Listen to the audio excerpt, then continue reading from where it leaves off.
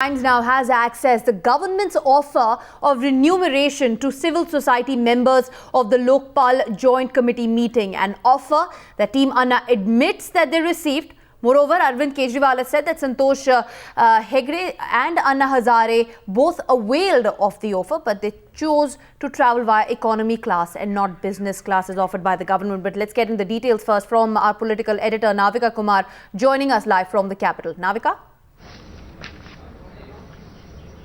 Well, Aviral, this is a copy of an order or circular given by the Department of Personnel and Training, which is the administrative ministry which was looking after this entire exercise that went on to draft the Jan Lokpal bill between the members of the civil society and members of the ministerial panel. And in this order dated 2nd of May very clearly says that the government has offered to give 3,500 rupees as sitting fees to each of the members of the joint committee on drafting the Lokpal bill. 3,500 rupees per sitting is the offer made by the government. Not only that, there is going to be also a business class fare that will be paid on any air journey that is taken by anybody. And we do know that two of these members from the civil society, Anna Hazare himself as well as Justice Santosh Hegde, both of them availed,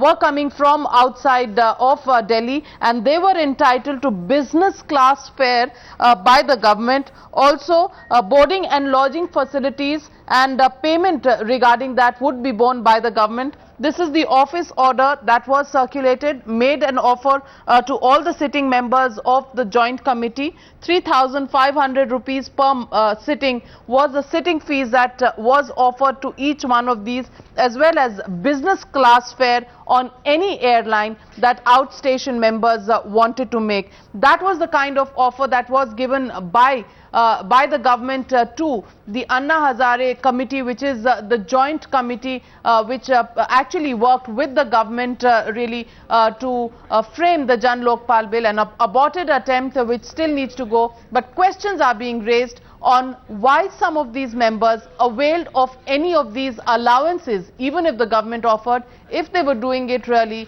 in the interest of civil society. Why did some of these members avail of the facilities offered by the government?